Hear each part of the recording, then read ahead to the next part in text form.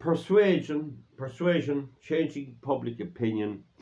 There was some fella called Schroeder, and he made a German head shrinker of some kind, and he made the point that when you're campaigning or you're trying to change opinion, the first thing that happens is they laugh at you. The second thing is they resist you fiercely. And the third thing is everyone finally agrees you're right. And I do try to change opinion, but people ring me up and talk to me about what's wrong. And you can see in my videos I'm pointing out to some of the very, very damaging things that are being done by our government who are elected by the people, and that I can see no way of fixing this except through the democratic process, which has been working in the Netherlands and is a kind of working in Sweden, has worked a bit, and it's worked in Argentina. And it would look like it's going to work in Germany, where the Alternative for Germany party is on the rise, and you have Giorgia Meloni in Italy, and who knows what's coming in Britain and Ireland. And you could have Mr. Trump in 13 months' time back as President of the United States, although I tend to think that even if that happens, and I think it's quite high probability, I think it'll be too late to save America. I think they made a colossal mistake in 2020, and there are big consequences to that. But when people are on to me about the ridiculous nature of our renewable energy policy, of climate hysteria, and of and the illegality of our energy and other planning processes, and the illegality and the breaking of the law in many ways, and the advent of hate speech laws and all of that, I do give them fairly short shift. I tell them, I suppose it's the correct way to pronounce it, is I tell them, right, we have identified the problem. We know what the problem is.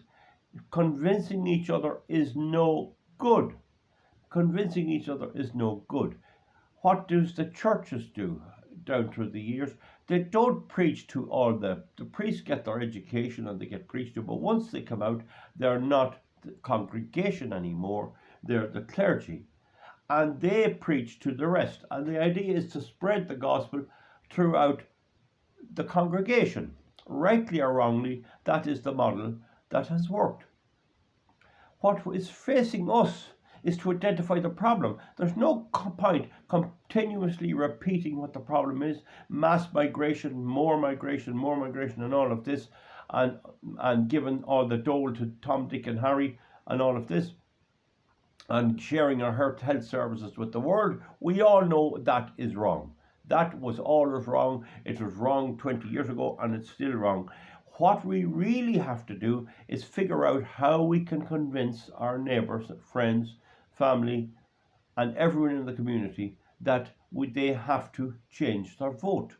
And the process by which they can be wrenched away from voting in the traditional way has to be looked at. And that is the difficult thing. That is like getting an alcoholic to stop drinking. Everyone knows he should stop drinking. He knows he should stop drinking. But you try to get him stopped and get him to stay off it, and it's not easy. And so it's the same with drug addiction and all of those things. This has become the most convenient way of life for some people. Now, one of the things that our political classes that are doing this cannot stand, they don't mind you shouting at them and saying, you're wrong, you're wrong, you're wrong. They don't mind that. What they cannot stand is if you make little of them, if you make fun of them, if they're the subject of ridicule. That goes to the bone in them. That goes to the bone in them. They don't like it. And Mary Robinson used to be the subject of the savage eye. A man like Mike Savage, he was anthems that used to be on the television, and I don't think he's on it anymore. But he'd be making a cod of her or a fool of her, and she hated that. That went to the bone in her. Here was, oh, I'm Mary Robinson, and then your man made fun of her. She couldn't take that. She'd tell you she could. I don't believe a word of it. They hate being made fools off. In fact, the late Frank Hall used to make fun of Richie Ryan, the Minister for Finance, who was a Labour man, tried to do his best to bring the country out of Charlie Haughey's destructive policies, and he was made little of. And it worked, it affected him in the polls. And they said later that definitely the Carry On and Horse Pictorial Weekly, which was very much pro-Fianna Fáil, it damaged Fine Gael and Labour. So if you can ridicule these crowd, like that mad idiot Ryan and these other fellas, they like to feel that they have self-esteem, that they're somebody. And it's not traditional among the other politicians to lambaste them and make fun of them. But if we can make fun of them, a bit like, you remember there used to be, what do you call that program on TV with the rubber dummies? Yeah, Spitting Image. I just had to stop there to think of it. So if you can make fun of them and lambaste them like that, they hate that. And then the public begin to laugh at them as well. Now, somebody might do the same to me. They're very welcome to do it. I couldn't care less. See, if your cause is right and you're telling the truth, it's not so easy to make fun of you. Not so easy at all. So in trying to persuade people to think like you, there's two ways. One is to continuously repeat the message, which I find a bit nauseating and doesn't work with me. Playing the one ad for a white Daz washing powder every day doesn't really cut it with me.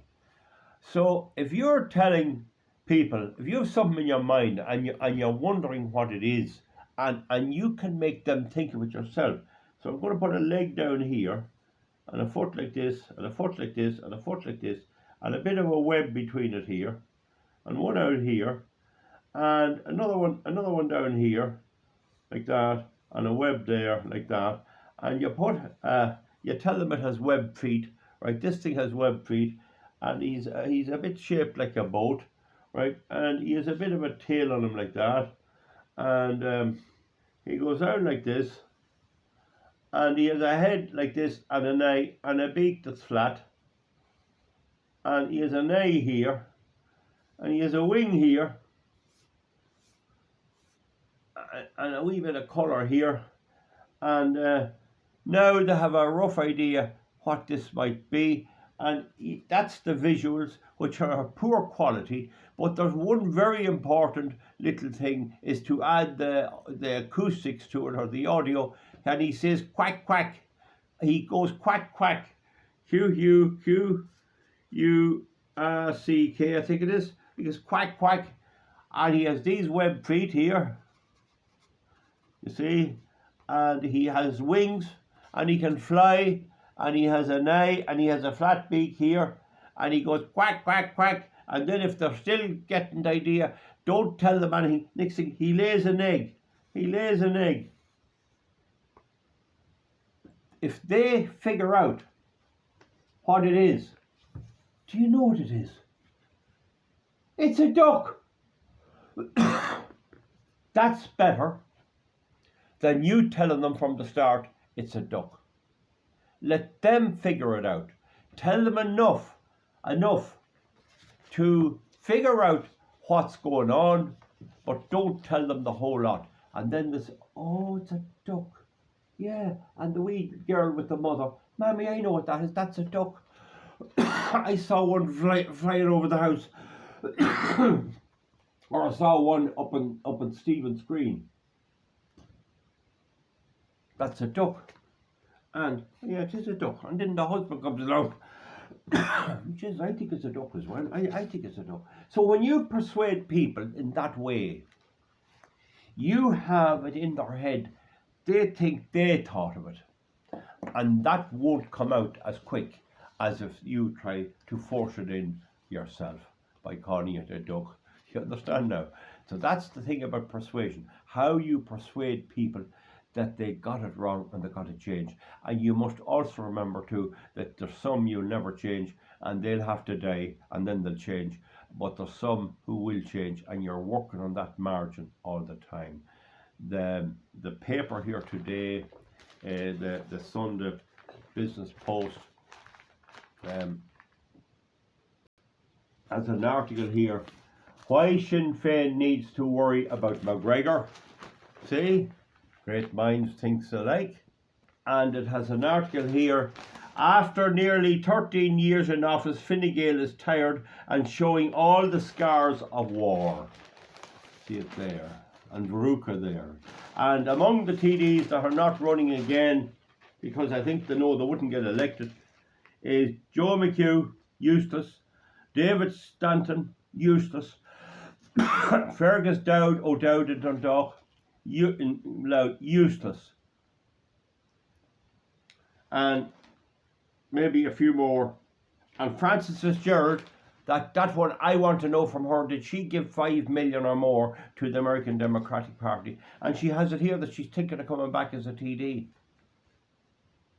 We could do a bit of negative campaigning on that one. Deirdre Clune, another useless woke, I think I'd say. I don't know much about her, I have to imagine, but if she was any good, we'd have heard about her. So that's the thing. With the environment changing, they probably know the environment is changing, and with the environment changing, we would hope, and hopefully I would play some wee role in advising and using the few old grey hairs I have to help to beat them. But that is the general idea, to try and implant in the population that there are alternatives to this woeful destruction. And at the moment, the best of it is the Irish Freedom Party and the National Party, and that Sinn Féin is not the answer. And as the paper says, Sinn Féin wants millions upon millions of migrants into Ireland. You only have to Google, I might be able to put a link on it underneath. Declan Kearney from Belfast says he wants a full multicultural Ireland. And I think people who hear that and realise that that's the truth get an awful shock. An awful shock. Some very staunch Republican, Irish type Catholic nationalists do not buy that. And I think the population in the north realise, those in the rural areas, that Sinn Féin is a huge threat to the environment, and that they're up the backsides of the wind companies and all of that, and indeed the pylons and everything else. They have nothing to offer. They're merely Labour with a more radical Castro-like slant to them. And anyone thinks that they're the future is making a huge mistake. The future is the National Party and the Irish Freedom Party. And we have to try and use every trick in the book. The fact that they hold all the media cards doesn't really matter that much. The media is nearly bet out anyway.